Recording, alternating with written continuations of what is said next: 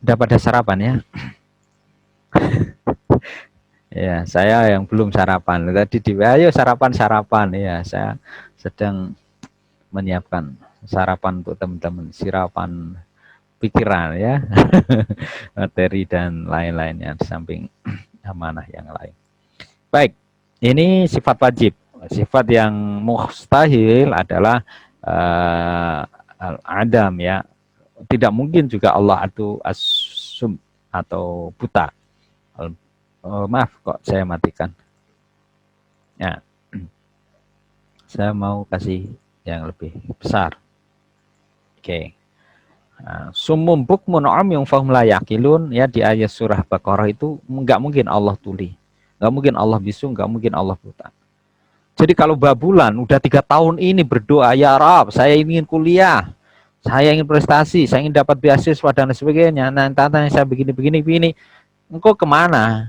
Nah, itu sebenarnya boleh saja, tapi kurang etis. Karena sesungguhnya Allah tidak omyun, tidak buta. Allah melihat betul. Tahapan-tahapan itu akan sangat jelas. Nah, terus maksudnya gimana Pak? Keep your spirit dan selalu husnudzan ke Allah. Karena Allah itu mustahil, tuli nggak mungkin. Kalau Mbak Nurul Komaria, ya saya gambarkan seperti ini. Anda pukul terus, ini misalnya pintu gerbang, pintu ijabah doa, ya. Lalu kita pukul, kita ketuk itu, tak, tak, tiap hari, tiap malam. Tok tok tok tok tok tok tok tok tok ya Allah ya Allah ya Allah ya Allah ya Allah ya Allah ya Allah ya Allah ya Alim ya Ghani ya Allah ya Alim ya Ghani ya Qawi. Enggak mungkin kan Allah itu tidak mendengarkan.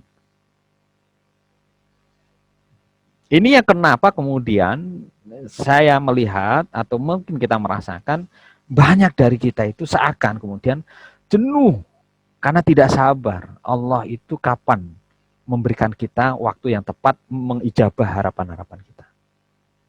Ini karena teman-teman di semester 1, nanti begitu semester 1 di S2, apalagi S3, wow, pengalamannya luar biasa lagi.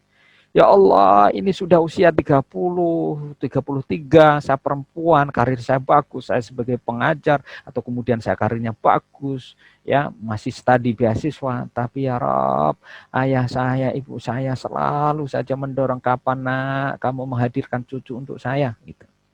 Wah itu kan keep spirit tuh, ya. Misalnya Mbak Hasania selalu ya, kamu londo di kampung itu usia kamu itu udah punya anak 3, no, kalau kamu malah ambil S3 nanti bojomu aku sudah rindu untuk menimang cucu misalnya kayak gitu ya itu keep spirit ini ketika kemudian kita tidak memiliki kesadaran yang kuat bahwa Allah itu mendengar, Allah itu melihat tahapan kita, wah bisa berapi itu, kita bisa menggugat kepada Allah, ya Rob engkau ada atau enggak. Maaf ini bukan ngajarin ya.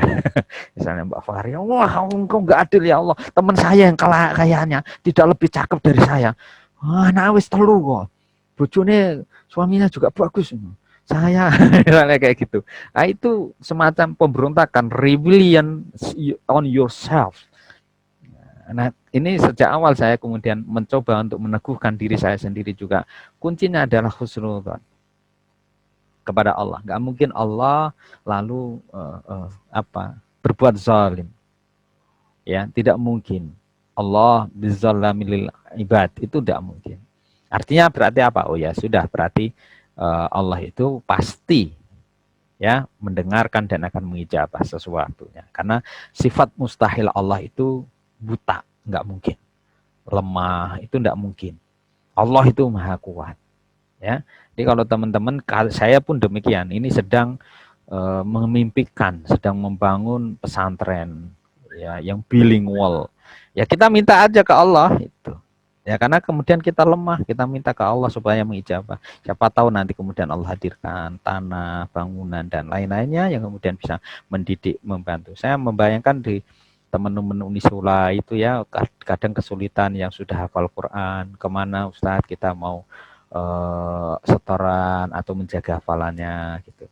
Unisula mana toh yang pesantren yang di luar kampus yang bisa misalnya Asidikiyah adalah beberapa, tapi kemudian ada beberapa situasi yang kemudian mereka merasa kurang nyaman. Nah, kita ingin tuh ada pesantren, apakah kemudian SMA atau kemudian yang untuk mahasiswa yang kemudian juga diajarkan tidak hanya kita bahasa Arab tapi juga mencoba ya membekali English-nya, membekali entrepreneurnya, membekali satu bentuk skill-skill di era virtual global seperti sekarang ini. Nah, saya sedang memimpikan itu. Allahu ghaniyun hamid. Oke, ini ya beberapa sifat teman-teman, tidak mungkin Allah itu baru khusus, tidak mungkin berubah, lalu tidak berkemampuan, apalagi Allah itu jahil. Ya, maka kita ini merasa pinter itu ya karena Allah mengasih kita pikiran. Ada dulu itu seorang yang sangat smart, cerdas, luar biasa dari luar negeri, pulang ke Indonesia, begitu kemudian maaf ya, mungkin kehendak Allah kita tidak tahu persis, tapi Allah seakan mengambil daya ingatnya itu. Begitu diambil, ya otaknya itu tidak lalu mampu berpikir banyak. Nah, kita bisa berpikir. Misalnya saya nanya misalnya Mbak Rifki, dengar enggak? Mbak Rifki Ilmiati, ya dengar? Oke. Lalu apa tadi yang kira-kira sedikit saya sampaikan? Kira-kira tentang apa? 2 poin saja. Tentang sifat-sifat Allah. Oke. Kenapa kemudian jenengan paham? Karena saya mendengarkan, Pak. Karena mendengarkan. Kenapa bisa mendengarkan dan bisa paham? Karena punya telinga, Pak. Ya, karena Allah kasih otak pemikiran untuk bisa paham melalui saraf-saraf yang luar biasa. Betapa kemudian ada orang yang dalam kondisi seakan jasadnya ada, tapi kemudian sinkronisasi dari otak ya kepada saraf yang lainnya itu kemudian tak terkonek, maka dia tidak bisa berpikir dengan baik. Ya, maaf misalnya ya, ya saya pernah lah mencoba, bukan mencoba, memang 4 bulan merawat orang terdekat kami gitu. Ketika kemudian Allah sebelum di penghujung kehidupan beliau itu memang diambil, itu sempat mengalami keterputusan antara batang otak dengan yang lainnya karena kena stroke gitu. Kita saksikan jasad atau fisiknya memang ada begitu, mata dan mulutnya, tapi kemudian belum mampu berkata, karena kata-kata yang keluar itu sesungguhnya koneksitas antara saraf yang di otak dengan kemudian yang tersambung dengan saraf-saraf lain, baik kemudian yang mulut ataupun mata dan telinga. Dan itu semua mudah bagi Allah untuk mengaruniakan itu. Karena Allah sesungguhnya bersifat tadi itu. Allah ya wujud, Allah kemudian juga memiliki sifat-sifat yang muhal, yang nggak mungkin ya. Oke, ini satu tataran sedikit. Ini sudah jam 8 lebih. Mau tanya jawab sebentar baru kita lanjutkan begitu ya. Sebelum kita lanjutkan di sifat Rasul atau mungkin juga di beberapa materi lain tentang dalil ya, tentang dalil nakli, akli Allah dan sifat jais Allah. Kalau sifat sifat jais ya, sifat jais itu kan bagi Allah adalah hal-hal yang mungkin dan yang tidak mungkin. Perkara yang mungkin adalah perkara yang bisa yang ada dan dapat tidak ada. Allah bisa saja membuat perkara yang mungkin dan tidak juga membuatnya. Loh, seperti apa itu Pak contohnya misalnya gitu ya. Contohnya ya mudah saja kalau misalnya siapa di sini? Mbak Rani ya sama Mas Tahlis. Kalau memang misalnya ini contoh aja ya Mas Tahlis. Allah bisa saja mempertemukan dari prodi ini Mas Tahlis ketemu Mbak Rani, nantinya jadi sedulur karena adik masing-masing kemudian menikah. Mungkin kan? Mungkin. Tapi juga mungkin tidak mungkin juga Allah kemudian mempertemukan gitu. Kan di sini juga ada yang mungkin nggak di kelas ini ya dari 34 ini nanti yang kemudian belajar ke Amerika di S2 dan doktornya. Mungkin enggak? Mungkin. Sangat mungkin. Mungkin. Iya, dan mungkin juga enggak, misalnya ada yang tidak ke Asia, misalnya ke Singapura atau ke Malaysia. Dari 34 ini, 33, enggak ada itu yang lanjut ke Malaysia, ke Singapura. Mungkin kan? Mungkin juga. Mungkin. Mungkin Mbak Dina. Ini juga nggak tahu kan, misalnya 5-10 tahun ke depan kemudian saya tidak hanya di Semarang tapi kemudian saya tinggal di sebagai pribadi yang kemudian riwa-riwi di istana negara. Mungkin kan? Mungkin presiden atau menteri Pak. Wow, ya kita tidak tahu. Iya, dan saya selalu mengatakan begitu. Dan saya tidak pernah menyangka juga mahasiswa-mahasiswa yang dulu atau santri kami di pesantren dulu yang kemudian kita ajar sekarang ambil doktor, sudah kemudian dia juga menjadi orang nomor 1 di lembaga begitu. Kayaknya dulu biasa-biasa saja gitu. Makanya dari hal ini kita tidak meremehkan yang lain, misalnya Mbak Olga, ya enggak harus misalnya Fahyang Harisa biasa kan, nggak tahu, saya juga bisa meremehkan Mas Tahlis kan, siapa tahu nanti beliau menjadi duta besar ya, mau di Eropa atau di Afrika nggak tahu. Ya kan, karena kita we don't know ya, kita tidak tahu. Makanya bagi saya nih, untuk saya sendiri sebagai dosen itu adalah senantiasa melihat potensi mahasiswa itu menjadi calon-calon yang besar. Tidak hanya kemudian ini dalam rangka mensupport itu, mendoakan, tapi memang ruang-ruang itu selalu memungkinkan. Maka biasanya saya tidak mau terlalu memberikan tekanan terhadap mahasiswa, lalu sampai mahasiswa itu memiliki satu bentuk memori agak dendam, atau tidak dendam lah, tapi memori yang buruk. Ini dulu itu waktu saya kuliah S1, Pak Ros itu tuh tidak memberikan nilai saya yang begini-gini. Lalu saya dikasih tugas, sudah saya kumpulkan, ternyata beliau tidak. Nah, itu jangan sampai terjadi begitu. Karena yang saya tahu, saya pun masih ingat bagaimana perilaku dosen saya di S1, siapa saja yang nilainya murah, ya, siapa dosen-dosen yang killer, ngiler ya, ya, dan seterusnya itu saya masih ingat. Dosen-dosen yang kemudian, maaf misalnya saya sebutkan salah satunya, dosen saya misalnya yang sekarang jadi duta besar di Arab Saudi, ya, Pak Agus Maftuh Al-Jabril. Sekarang beliau di sana, saya masih ingat ketika beliau kemudian mengajar itu, beliau ngasih nilai saya A, lalu kemudian ujian itu malah nggak jadi diuji karena saya tahu, beliau tahu saya dari pesantren sini selama 7 tahun. Kitab ini udah biasa untuk kamu baca, udah nilai kamu pasti bagus. Ujian baca kitab kemudian berdasarkan trust, karena memang ya saya ketemu di dalam itu pesantren udah biasa kitab itu. Jadi kalau diuji itu hanya formalitas. Misalnya seperti itu. Atau sekarang maaf, yang misalnya teman-teman tahu misalnya yang sekarang jadi staf presiden ya untuk OKI ya, hubungan agama internasional, Bu Dr. Ruhaini Zuhayatun gitu. Saya senantiasa dulu waktu S1 itu habis dari kelas beliau lalu ngobrol tentang psikologi sosial, bagaimana Bu begini-begini gitu. Nah, itu memori-memori. Saya pun pernah mendemo dosen yang kenapa kemudian di ulumul hadis saat itu memberikan nilai itu selalu buruk bagi kakak kelas kami gitu.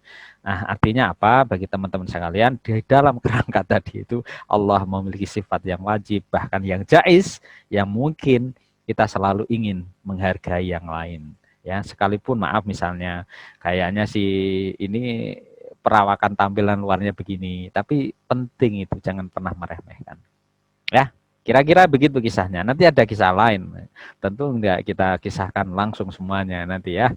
Ada banyak kisah tadi itu kalau teman-teman bisa melihat dari penggalan-penggalan uraian tentang sifat wajib jaiz bagi Allah. Ada satu materi tambahan nanti kalau masih memungkinkan waktunya, tapi akan sangat lebih bagus kita berdiskusi sejenak ya. Silahkan.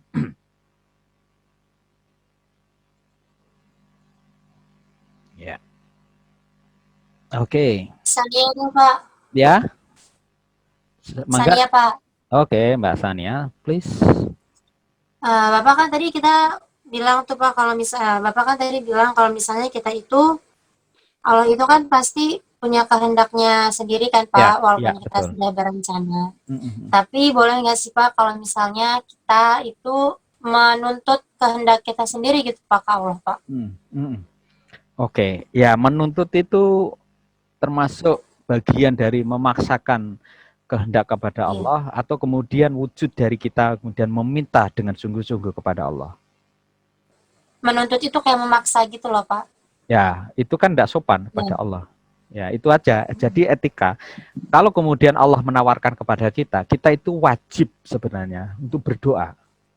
Jadi kalau ada bilang bahwa kenapa Mbak Sania kamu kok kemudian berdoa, kan kemudian apa namanya itu kan gak etis ngatur-ngatur Allah. Bukan, Mbak Sania bukan mengatur Allah, tapi sedang menjalankan perintah Allah.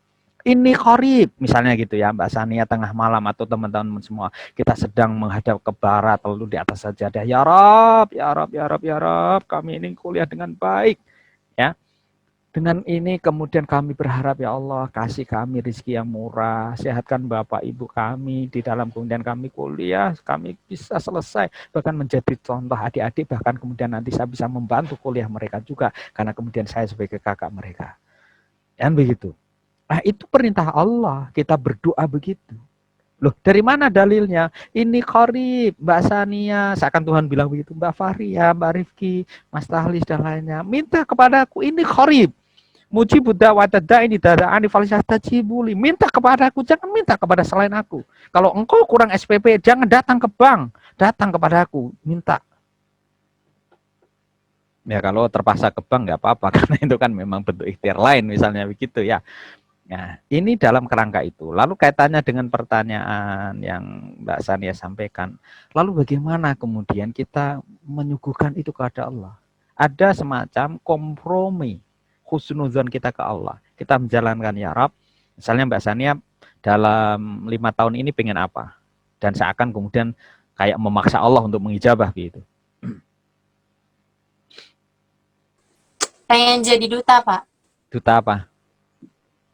Duta Indonesia. Dia apa? Duta besar atau apa Kenapa? maksudnya? Duta besar. Enggak sih. Iya, Di mana? di Turki. Oh, di Turki. Oh ya. Tang Turki ganteng-ganteng loh. Oke. Kita lanjutkan. Oke, enggak masalah gitu. Ya, ini kan proposal kita. We purpose to our God. Ya. Tetapi ingat bahwa asa untuk hibbu syai'an wa huwa syarrul lakum. Kita ingin ke Turki. Itu pandangan kita. Tetapi dalam pandangan Allah yang tahu tentang kita, bisa jadi Turki is not good for you. It's very bad for your life and your family in your future. Misalnya Allah kan begitu. Loh, dari mana engkau tahu ya Allah? Karena aku yang menciptakan kamu. Aku tahu bagaimana perilakumu. Kalau engkau jadi dan kamu pingin dapat orang Turki, enggak cocok. Bahasanya orang mana? Semarang. Orang Bekasi, Pak. Orang Bekasi, ya. Kamu itu Bekasi, budayanya ya dekat dengan ibu kota dan lain sebagainya. Kalau kamu dapat orang Turki, kamu jadi bulan-bulanan, misalnya begitu. Tapi saya suka, enggak, tapi itu tidak baik untuk kehidupan kamu. Dan kompromi-kompromi itu sering kita lakukan kepada Allah. Dan saya katakan kepada jenengan semuanya, misalnya seperti kisah saya ya, tentang kenapa kemudian seakan Allah juga pertemukan saya, istri dengan saya gitu. Ya. Nanti terlalu jauh kisahnya. Udah singkatnya begini aja. Ya. Apakah kita boleh memaksakan itu? Boleh tapi kurang etis. Karena yang tidak etis lagi ada Allah, lalu kita anggurkan. Kita nganggur ke Gusti Allah itu yang tidak tepat. Loh, dari mana buktinya kita itu menganggurkan atau menganggurkan keberadaan Allah? Ya buktinya kayak Mbak Rifki. Allah itu selalu menunggu. Mbak Rifki, ayo datang kepada aku panggil Allahu Akbar, sujud kepadaku, minta kepadaku. Engkau masih sibuk ngurusin laptopmu, begitu laptop mati, engkau baru kelabakan. Misalnya kayak begitu. Kenapa engkau tidak mengindahkan aku? Kayak di Unisula itu, begitu ada sholat zuhur, asar kan semuanya ke masjid. Misalnya gitu. Itu kan cakep, bagus itu. Sebagai budaya, budai ya. Maksud saya adalah, dari konteks ini kita diajarkan oleh Allah, dan selalu kemudian kita juga betapa kemudian Allah itu senang kalau kita berdoa dan kemudian kita minta hadirkan sama-sama mimpi yang banyak, nggak masalah. Nanti biar Allah yang memilihkannya tepat bagi kita.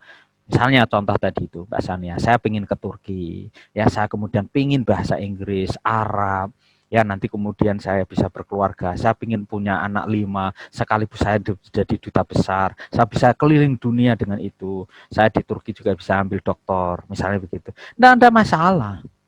Tetapi kita juga sikap gitu.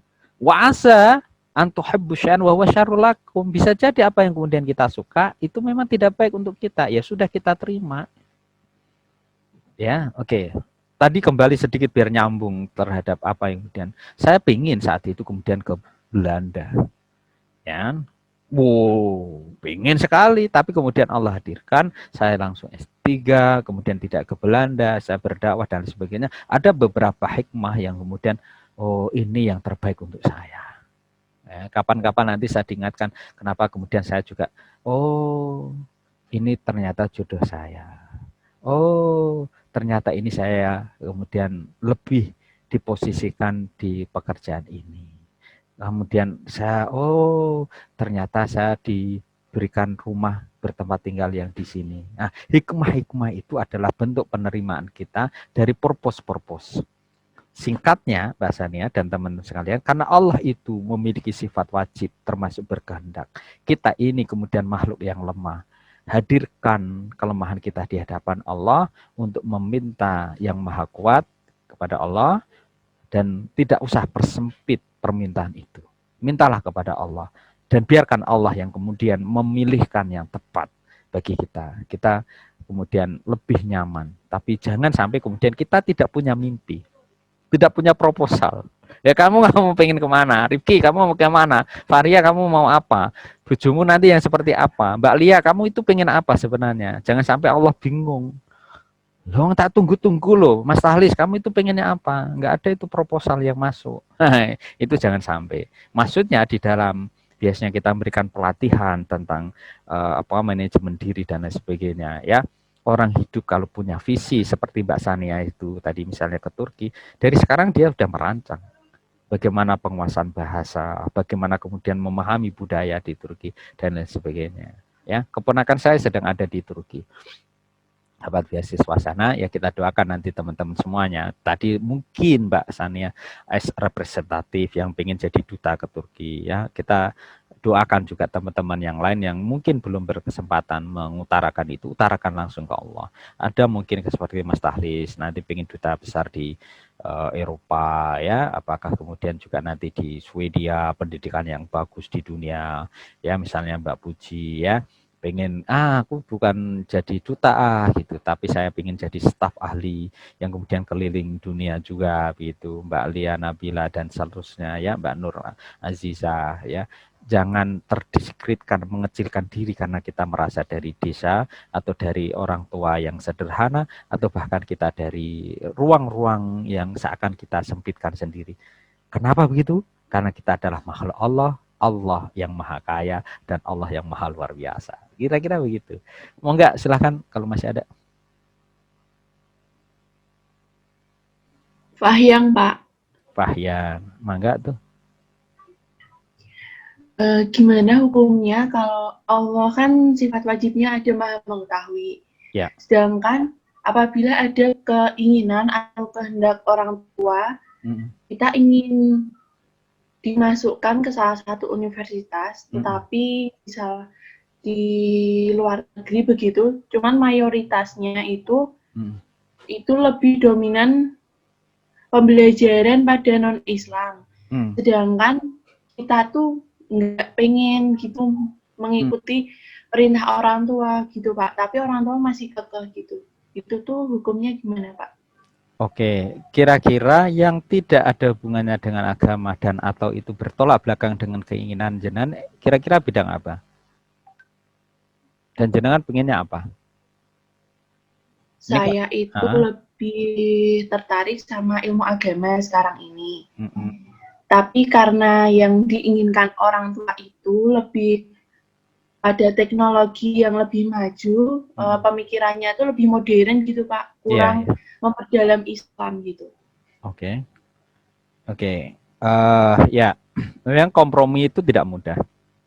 Kompromi itu tidak mudah. Kalau tadi itu kompromi antara kehendak kita dengan kehendak Allah, sekarang bagaimana kemudian kompromi kita terhadap manusia. Oke. Kalau ke Allah itu kan lebih sulit. Karena Allah seakan tidak berkalam dengan langsung kepada kita, tapi sedang bercanda, menghadirkan mimpi-mimpi kita melalui yang tak terwujud tapi nyata adanya. Kalau orang tua masih bisa compromising, we can speak and open discussion, right? Nah, caranya begini. Apa yang kemudian seperti contoh tadi itu, jenengan mesti juga memahami siapa Mbak Fahyang, anak, ya, bapak, ibu, orang tua. Struktur kepatuhan itu mesti ada. Jenengan patuh saja perintah orang tua selama itu baik, itu udah berpahala. Apalagi kalau itu ijtihad orang tua benar, dapat pahala 2. Oke, sih. Tapi kalau kemudian jenengan memiliki sebuah bargaining, pemahaman yang lebih futuristik dan itu seakan lebih untuk kebaikan jenengan, kenapa tidak lalu diajukan sebuah proses dialektika dengan orang tua? Ayah, saya ingin mendalami keagamaan. Ya nanti insya Allah lah saya tidak menanggalkan untuk kemampuan tentang sains dan teknologi, tapi basicnya dominasi prioritasnya saya lebih ke agama dan itu tetap akan. Tidak bisa, ayah tetap kamu pingin ya di barat lalu kamu menguasai itu. Oh, kalau begitu berarti jenengan tidak punya posisi bergene yang kuat, ya sudah ikutin saja gitu. Tapi jenengan secara informal mendalami keagamaan itu. Nah, lobby negosiasi itu tentu tidak keras-kerasan, tapi mencari win-win solution. Nah, ini yang menjadi penting. Pada limit yang terakhir tentu sebagai anak itu manut orang tua. Kecuali orang tua lalu pada batasan, ya sudah terserah kamu. Orang tua sebenarnya pengen yang A, ya, tapi kamu pengen yang B, ya silahkan. Gitu. Kamu berjuang sendiri ya ke sana. Kira-kira kalau begitu mampu nggak Mbak Fahyang? Kalau mampu ya jalankan, negosiasi sampai terakhir minimal orang tua terserah kamu. Ayah sebenarnya punya nih, ibu, mama, papa, pengen kamu tetap ke Eropa. Kamu pelajari tentang sains di Jerman sana. Tapi kalau Fahyang pengen ini, terserah kamu. Ayah tidak bisa memfasilitasi banyak, tapi hanya ayah mempersilahkan. Ya itu tetap lampu kuning mendekati hijau. Tapi jangan sampai merah. Fahyang terserah. Kalau kamu tidak setuju dengan ayah, ya sudah, kamu jalan aja sendiri. Tapi saya nggak terlalu mengakui dan apalagi kemudian merestui. Itu jangan. Ya. Dan itu teman-teman juga pakai tuh nanti untuk persoalan jodoh. Ya, terutama yang laki. Kalau Mas Tahlis ya, bapak orang restoni rapopo, aku kawin dewi mangkal no kauan naik motor. Itu beda. Nah, kalau perempuan tanpa wali, apalagi bapaknya itu punya alasan yang khusus ya, sebisa mungkin dinegosiasikan gitu Mbak Fahyang. Jadi itu negosiasi. Lah Pak, jenengan menceritakan itu apa berdasarkan latar belakang atau pengalaman? Iya, saya punya itu. 97 ya, bukan 94 malah, seingat saya 94 itu. Ketika kemudian pilihannya saya masuk SMA 1 di Pati ya, yang Pati ya, atau kemudian saya ke pesantren. Orang tua meminta saya ke SMA 1. Kenapa? Karena nilai saya tinggi. Yang nilai rankingnya di bawah saya aja masuk, apalagi saya gitu. Tapi saya berpandangan, saya melihat bahwa 10 tahun atau bahkan ke depan kemampuan keagamaan, kontribusi dan itu jauh lebih kemudian dibutuhkan dan banyak orang kemudian sudah bergelut di yang umum gitu. Saya pikirannya saat itu gitu. Akhirnya apa? Ya sudah, kompromi saya ya orang tua terserah kamu. Akhirnya saya ke pesantren berbulan. Ke pesantren saya berangkat sendiri waktu alia, nggak diantarain sama bapak. Ya sudah, bismillah. Akhirnya kan ketemu yai dan sebagainya. Oh kalau begitu pilihan kamu mesti pinter. Karena kamu punya kehendak dan kamu bertarung untuk mewujudkan itu, membuktikan bahwa kamu bisa. Gitu. Akhirnya 3 tahun kemudian selesai, saya tetap dapat ijazah dari pesantren lalu saya kuliah. Ya hanya beberapa bulan saja sih orang tua bersikeras begitu. Tapi ketika kemudian melihat perkembangan dan sebagainya, akhirnya orang tua melihat sisi itu. Dan alhamdulillah apalagi sampai sekarang kemudian sudah selesai doktor, dari S1, S2, S3 saya tidak terlalu membebani ekonomi orang tua, menjadi kebanggaan tersendiri kan begitu. Nah itu tadi kita bertanggung jawab di situ Mbak Fahyang di dalam proses negosiasi. Termasuk tadi Mbak Sania, ketika kemudian mewujudkan saya ingin ini ya Rob, saya ingin menjadi duta besar di Turki. Kira-kira jawaban malaikat sama Allah itu begini. Buktiin aja, layak enggak kamu? Itu. Layak ya Rob. Bisa bahasa Inggris. insya Allah. Misalnya gitu. Ya itu buktikan, kira-kira begitu. Saya ingin mengatakan harga Anda, harga kita di mata orang lain, bahkan di mata Allah, itu sangat tergantung juga dari ikhtiar kita. Kalau Mbak Fayang itu menunjukkan keseriusan, good effort, high motivation, ya, lalu kemudian memiliki support spirit yang kuat, ayah saya buktikan dengan bagus, saya akan membanggakan ayah dengan pilihan-pilihan ini. Masa sih orang tua nggak percaya? Nggak percaya saya. Insya Allah pasti orang tua akan mensupport. Oke, nak, kalau itu memang pilihanmu, Bapak mendoakan, bahkan merestui kamu. Walaupun itu berbeda dengan pilihan-pilihan ayah. Ya. Bagaimanapun, ya, tugas orang ayah, tugas orang tua adalah menghantarkan anak itu sukses sesuai dengan keinginannya, bukan keinginan ayah. Mungkin ayah punya keinginan, tapi mungkin bila itu tidak yang terbaik bagi kamu. Tapi kalau kamu yakin itu yang terbaik, ayah merestui kamu. Berangkat, nak, berangkat. Itu. Ya, ya mungkin berbeda dengan anak saya sekarang ini. Anak saya SMP ini memang agak separuh kita bukan paksa lah gitu, tapi kita minta, nak, ke pesantren ya gitu. Karena dia belum mampu untuk memilah ini. Setelah di pesantren, dia lepas dari handphonenya, dia tidak nonton televisi, ya. Kemarin 4 bulan nggak ketemu, saya temuin di pesantren. Karena sekaligus saya mengisi di situ, ya, wali murid yang lain, wali santri belum bisa karena pandemi ini. Dia merasa nyaman dan sebagainya gitu. Kadang memang awal-awal itu perlu dipaksa. Untuk itu teman-teman sekalian, ya, bahwa Allah itu Maha Sami, Maha Basir. Kadang kita dipaksa untuk tahu bahwa memang Allah itu Maha mengijabah. Dibuat berat, itu kayaknya Allah itu, maaf ya, nggak mendengar gitu. Kalau Allah itu tuli dong, itu kan nggak sopan. Kayaknya Allah nggak mendengar loh doa-doa kita. Enggak, Allah pasti, tetapi sedang bercanda dengan kita. Ya, mencari itu mungkin juga untuk menguji kesabaran kita. Ya, keren kan? Kita pelajari tentang sifat Allah itu. Luar biasa tuh. Spirit motivasi itu. Dan alhamdulillah gitu, Mbak Fahyang dan lainnya, ya, Mbak Rani dan sebagainya. Tadi itu pada kaitan harga, kalau Mas Tahlis itu misalnya ya semester 3, semester 5 nanti punya branding personal yang kuat, nanti orang lain akan menghargai jenengan. Oh, ini apa? Persoalan apa? Handphone. Oh, handphone, walaupun Mas Tahlis itu pintar bahasa Inggris, dia bisa loh utak-utak HP itu. Akhirnya orang kan kemudian memberikan harga. Harga apa? Bahwa Mas Tahlis seorang yang bisa mengerti tentang teknologi handphone. Atau kemudian Mas Nurul Hadi, oh ini persoalan gramatikal, persoalan ini, udah Nurul Hadi itu paling mahir tuh. Akhirnya kita punya branding, personal branding yang kuat. Itulah harga kita. Nah, lalu gimana Pak? Ya kerjalah yang keras, belajar yang keras sehingga kita kemudian memiliki nilai tadi itu. Harga kita sekali lagi bukan orang lain, tapi kita sendiri yang memberikan harga. Termasuk bahkan Allah. Jawabannya tadi Mbak Sania sama Mbak Fahyang. Ya, bahwa innallaha la yughayyiru biqaumin hatta yughayyiru ma bi anfusihim. Bahkan Allah pun tidak akan mengubah kondisi, nasib, kemampuan suatu kaum kecuali kaum itu lalu ingin berubah diri.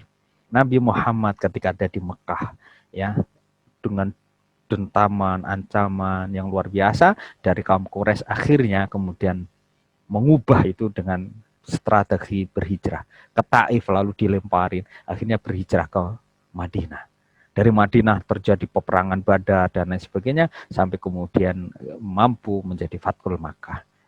Nah, tentu proses-proses itu menjadi ibrah bagi kita bahwa Allah itu selalu mengiringi perjuangan Rasulullah, tetapi tidak ada waktu yang kosong dari Rasulullah selain kemudian selalu meminta memunajatkan diri kepada Allah di Gua Hira dan seterusnya. Nah, kita apa? Lalu dari itu berusaha meyakinkan diri bahwa Allah mendengar, senantiasa sambil kemudian berjuang sekeras mungkin, tapi tetap dalam koridor bahwa kita adalah makhluk Allah, hambanya yang lemah, yang senantiasa butuh dengan kuasa Allah. Keren kan? Oke.